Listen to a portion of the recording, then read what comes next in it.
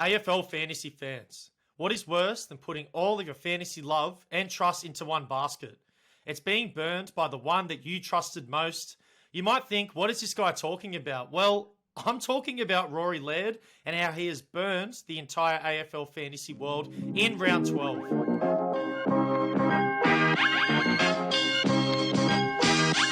Hello, everybody. Welcome to GameDay Squad's Aussie Rule show for round 13. My name is Tom, and I am joined with a full team today and my co-hosts, Cal and Kerm. Guys, how are we going? Mate, I'm good. I love that little intro. Rory Laird did burn a few people, including myself, but it's nice to know we've all got each other to talk through it and get us through this Monday.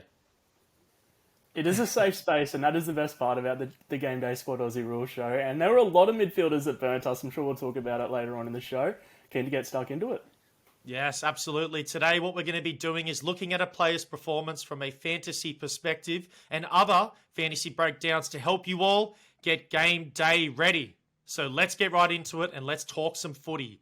What we're going to do is we're going to outline our leaderboards for this week. We're going to go through our capped and champion competitions. Let's pull them up right now. Who have we got coming first? It's not me, unfortunately. None of us. Those are some None of big us. scores. I lie. Sorry, Kerm. You are there in 7th at the moment. Sorry, I was only looking at me and Tom's classic competition.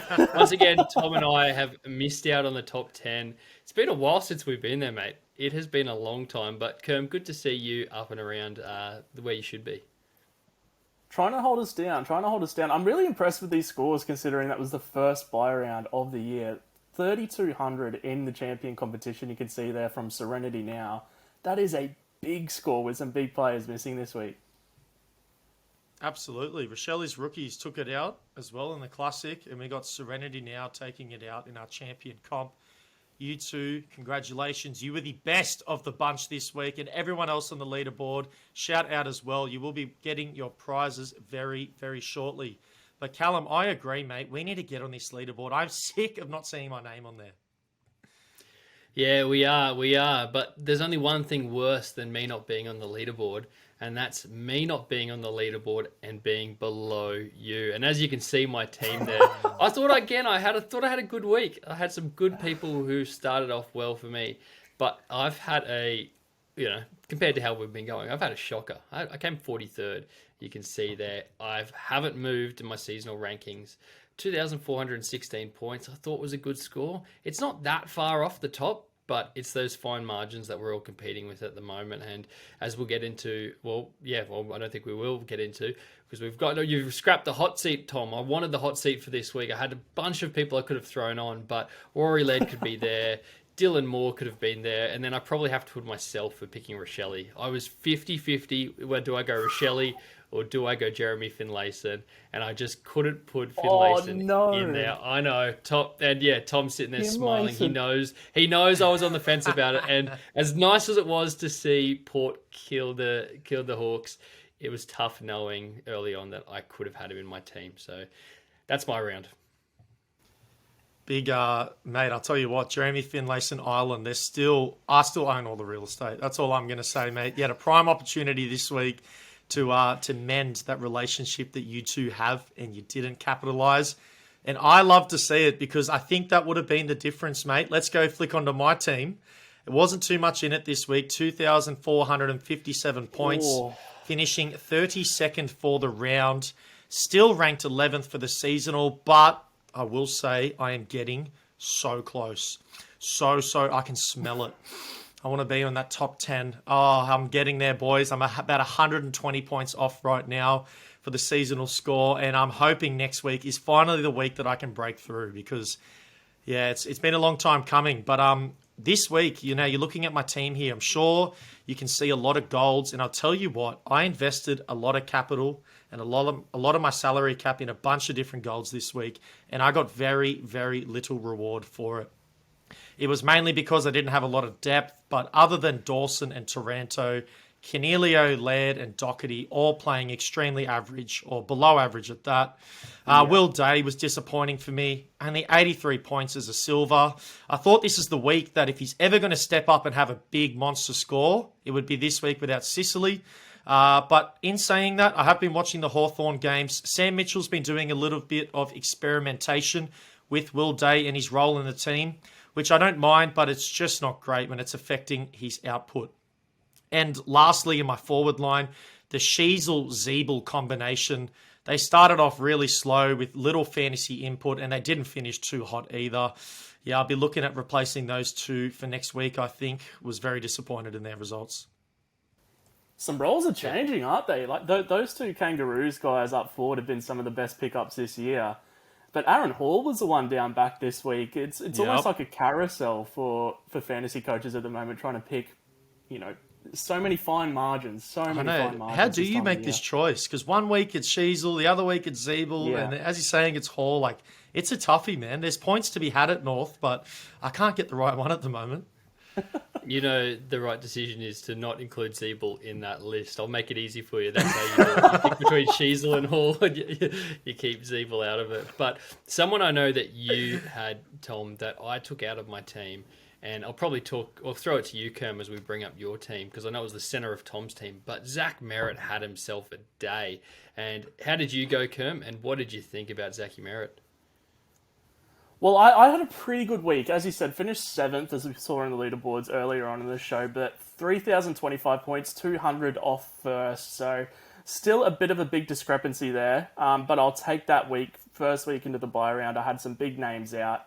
Hopefully we can climb back up the leaderboard next week. But as you said, Zachy Merritt, you can see his diamond card there, 253 GDS fantasy points with a 1.4 multiplier on it. Wow. And you just knew this game was going to come from him at some point. There was no threat of a tag. There's no Darcy Parish. There's no Will Setterfield. Yep. And he's proven to be one of the best ball winners league-wide for years and years and years now. He's always got one of these games in him. And Zachy Merritt, even last year, we saw he went on a stretch where he averaged almost 150 GDS points through 5 games. So he's definitely got this sort of form in him.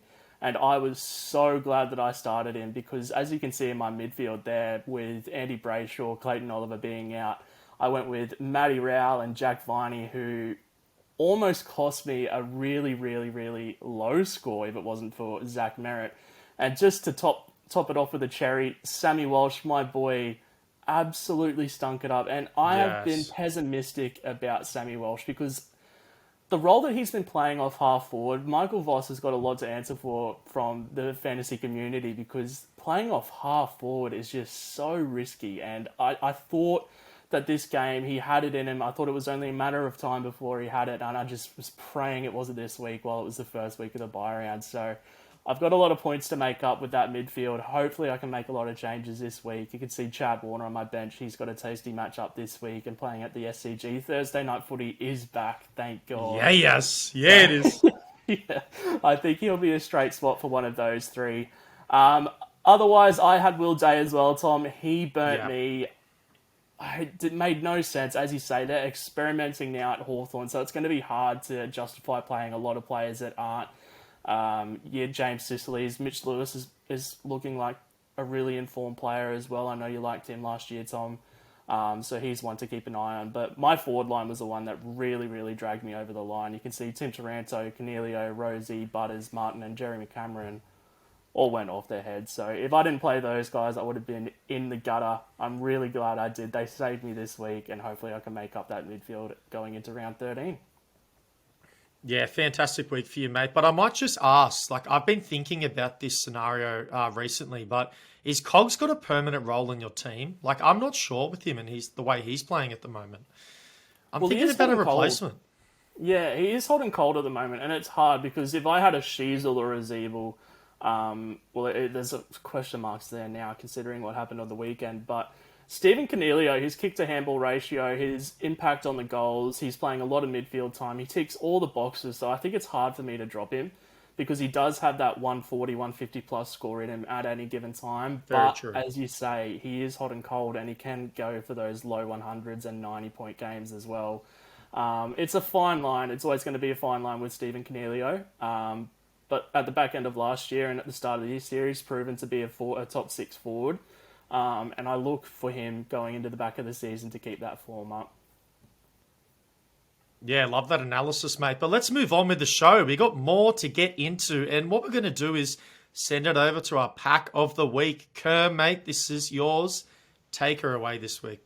About as disappointing as my midfield over the weekend. We did not have a single pack of the week submission over the weekend. I could not believe it, Tom, because it is so easy.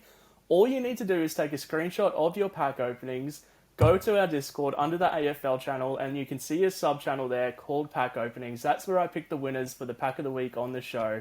It is so easy, and all you got to do, this week it's going to go back to basics again. Best pack. That's all I want to say. Best pack over the week. It's one of the best and easiest ways to win yourself some free packs, and I'm keen to give them out, guys. So go get those submissions in. Well, I tell you what, even if you have a starter pack, just send it in. You never know. Exactly. You never know. One like this. Like this. I wanted to see if I could maybe spice it up for you, Kerm. There you go. I've just packed a Timmy Taranto bronze in my weekly starter packs here. That makes things a little bit better. I don't actually have a bronze Taranto. Not that I think I'd ever want to play a bronze one with how good he is. But that's how easy it is. I could have just submitted it there. Trust me, I opened the other two before. They were both very terrible. So, yeah, that sounds like it would have won this week, Kerm. So... 100% it would have won. And it is literally, as Cal said, that easy, guys. So go get it started, and I'll be keeping an eye out over the next week. And just like that, guys, they've said it. Callum's just opened one. He could have won, but we're not going to give it to him because, if he beat me in a weekly comp, maybe. But it's been a long time since, so don't know if you deserve it, big fella. But shots fired. Let's move on to buy, sell, hold. I'm bringing this back, and I have a theme that I'm following this week. Of course, we are all from GameDay Squad, and one of the best parts about GameDay Squad is that we are a dynasty platform. So what that means is that the players that you accumulate throughout a season, you get to keep for as many as you keep playing after. So I put some rookies up, or some younger players, some dynasty prospects, and I want your thoughts on this buy, sell, hold, fellas. Are you ready? Yeah, hit me. I'm excited. Let's go. Let's do it. All right. Firstly, I'm starting at a place close to home. I'm going Jason Horne-Francis with a 90.6 2023 fantasy point average. The next player on my list... Jeez. I was gonna say. I don't know. There's some talent here. Is Will Ashcroft with a 97.3 2023 fantasy average. And the last player on my list is Ruben Ginby with a 69.7 2023 fantasy point average. Fellas, I want you to buy, sell, hold for those three players. A forward, a mid, and a defender. Yeah, you made it easy there, Tom. At least for me, because I've got the bias with Horne-Francis, so I'm never not getting rid of him. I was expecting you to say Sheasel as the third, and that really would have been tough to sell a Sheasel or an Ashcroft. But for me, I'm going to buy Jason Horne-Francis just because you guys know how high I am on him. He's an absolute stud. Yeah. Will Ashcroft has been very, very good. I think is he averaging higher? Did you say, Tom? Than Horne-Francis. Yes, at the moment? By 7 points almost. So yeah, impressive year. Yeah, Jesus. So big. Yeah, which like Ashcroft, watching him play, he just goes about it. Like you don't even realise he's picking up the footy when he is. He just accumulates touches. Whereas Horne-Francis is a little bit more explosive with it, but does get a little bit less. So he's going to be my buy because I reckon he can really turn that, get that fitness up and really turn into the beast of the competition. Going to hold Ashcroft and then sell Ginby. So that's my order. Yeah. Fair call. It's harsh on Ginby because he's been... It's hard to pick him because he's a part of this West Coast side, which is almost historically bad. But you can see the talent. He passes the eye test week in, week out, and he's playing that midfield role, which he wasn't touted to play coming into the season. He was meant to be playing off half back coming out of the draft, so it's interesting to see how he's progressing. But I think the easy buy for me is Ashcroft.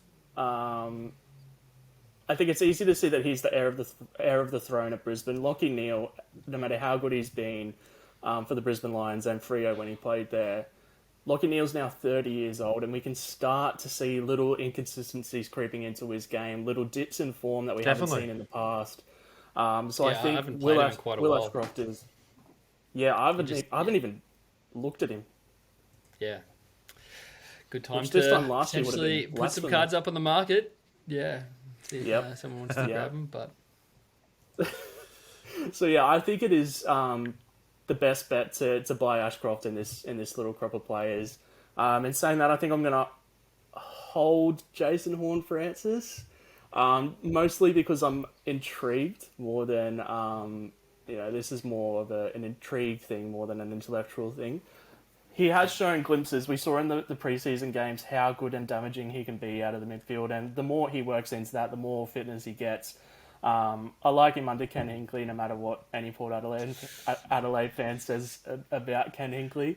I think Jason Horne-Francis has all the tools to be an elite player and an elite fantasy asset, which means, unfortunately, I'm going to have to sell Ruben Jimby, which I think he's going to be great, especially if he keeps that defender status. That'll be the big question mark, but Yep. Ruben Jimby's going to be great. He's a great three players. You can't really put a bad answer in. Well, it's good to see that we're all at a disagreement because I don't have the same answer as either of you. No. Yeah, look, let me explain my thought process. I'm buying Ginby. He's not playing good right now, and I truly do believe he is so talented. Like, you watch him play, Kerm, you talk about the eye test, man. This guy passes it with flying colours, and I think he's just in a really, really unfortunate situation. Actually, I know that he's in a really unfortunate situation right now at West Coast where, they're getting dominated all around the ground every single week, and it's really hard to get his hands on the footy, but I just can see the light at the end of the tunnel. It's not always going to be like this for Ginby. And when he is finally put in a good situation, in a good scenario with a good team, man, he is primed to explode in my eyes. That's why I'm buying him. I'm going to sell Ashcroft, and I'm holding on to Horne-Francis. Wow. Yeah. I'm actually giving Horne-Francis the nod over Ashcroft, and I know the people are going to be out for me right now, but I'm out. I feel like if I look at these three players, man, that the biggest potential for a bust and like the most who like doesn't have the AFL physique, let's call it, is Ashcroft. Like, these two other guys are tanks, man. They're big, 6 foot players. It's the modern midfielder. You got to be at least 6 foot, 6'1", doing everything all over the ground. And those two fit it. I'm telling you. I said there's no wrong answer, but selling Ashcroft is the wrong answer. Having Ginby as the buy is the wrong answer. Yeah. What about Nick Dacos? He's not built like a truck. Yeah, I understand that, and not everyone needs to be. But I'm just talking like if I purely watch these guys week in and week out, like I do, like I honestly believe that. And if it does end up happening, and later on Ashcroft is the bigger bust of these two, mate, I'm clipping this up. I'm making sure this is saved in a vault somewhere. Because I'll clip it up too, brother. I'm going to be clipping it up. I'm going to be clipping it up too. Ken, I don't want to encourage dislikes on our video, but feel free to. If there was ever a time, I'll allow it now. Terrible for the algorithm. Gosh, man. Yeah. I think it still does help. It means that people are interacting, even if it reflects negatively on us. But yeah, wild, Tom, wild. Wow, I can't believe how much in disbelief both of you are, and you can't see it. But fair enough. I do understand. Number one pick. He's playing fantastic this year, but I just think his ceiling isn't as high as the other two. I'll be honest with you. Let's move on. Please. Yeah, let's do it. And you know what part it is? We always finish it off with this. It is our lock of the round, and my victory was short-lived. Callum, just take it away, Matt. Yes. If you weren't going to have your crown taken off you after what you've just said about Ashcroft and Horne-Francis, we are going to take it off you now because, as you can see, I am back on top of the lock of the round standings. I had a win, the community had a win, but you two both copped a big L on the weekend. So I'm back on top where I should be. All is right with the world. We'll go into our picks in a bit, but anything you guys want to say back to the king, or do I just get on to who scored it for me and who I'm going No, this you week? can thank Laird, mate. The only person you have to thank is Rory Laird this week, brother. That is I can't believe it. It's absurd. I'm speechless at this year. I'm dead set. So I cannot win. I couldn't buy a win at this point. It's okay because we can't get in the top 10, but you can't pick a lock of the How round. does that work? I know what I'd prefer, Kerm. I know what I'd prefer. What I'm doing this week, guys, I had Rosie who had the 125 for me. I knew he was going to have a field day against the Hawks. I didn't realise the whole Port team was going to have a field day, but that was nice to see. Needed a green name, as you can see there, because I had 3 L's in a row. This week I'm going the big man, Timmy English. Got him in for 130 points. So I've been saving this one up for a while. I've got the schedule out and I've circled when he's playing Port Adelaide. So it's going to be a bit of an emotional hedge, but also Port do concede very heavily against rucks, and there is no better ruck in the competition at the moment than this boy. So yes, Tom, that means I am on the Tim English fence at the moment. And yes, it means I'm going to look for 130 points. So how can you not be after his performance on the weekend? So yeah, so that's who I'm going this week. That's going to get me another 130 points. Hashtag English gang. I know you're out there. Put it down in the comments right now. Let me know you're here because there's no other answer, Cal. I love it. I love that pick.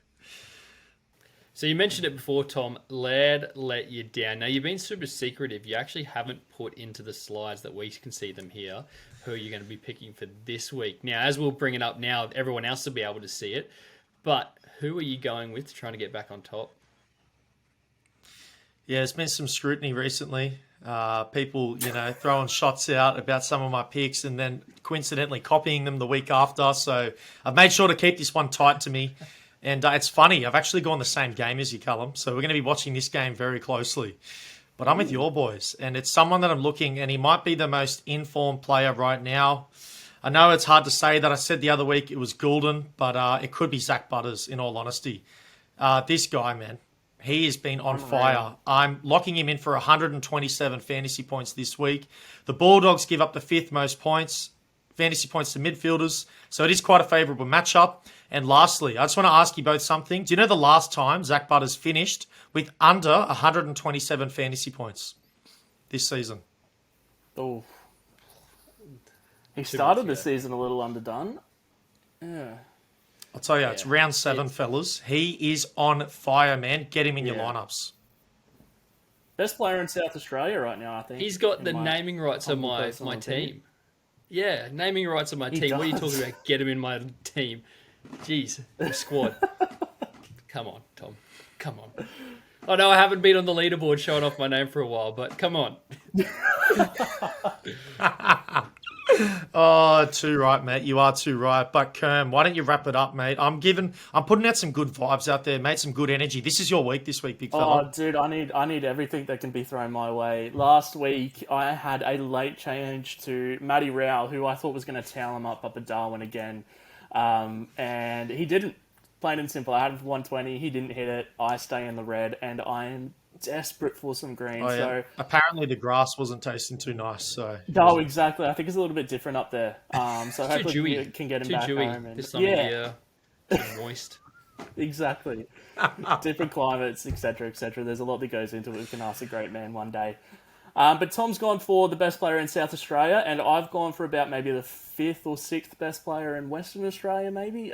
Luke Jackson, who could get some extra time in the ruck contest with Sean Darcy going down with a hamstring injury 2 rounds ago now. They had a bye last round. I'm actually not sure if Sean Darcy is confirmed out. He's still TBD for when the duration is actually out for how long he is out for. So hopefully he does miss this game, knock on wood. But Luke Jackson, if he does get that ruck roll, I'm fairly confident, hopefully. I'm trying to have a little bit of fun with this now, that he goes for 121 GDS fantasy points on the day. So let's go, Kerm. Let's go. Let's bring the energies up. Hopefully we can get this one done and get back into the green. Love it. Yes, I do hope for your sake, Mr. Kerm, that you can get it rolling soon, because I'll tell you what, a couple more losses stringing together, it's going to be a tough climb out of that bottom spot. Yeah. But ladies and gentlemen, that is going to wrap us up for another episode of Game Day Squad's Aussie Rule Show. This is for round 13. Thank you so much. If you've made it this far in the video, please leave a like on it, subscribe to the channel so you're updated and notified for when new uploads are coming out. If you're not sure what Game Day Squad is and you're an AFL fantasy fanatic like all of us here, get in the links down below in the description. Check it out. It's free to sign up and free to play. And hopefully we'll see you on our leaderboard soon. Well, that's going to wrap us up, guys. We'll catch you in the next one. See you later.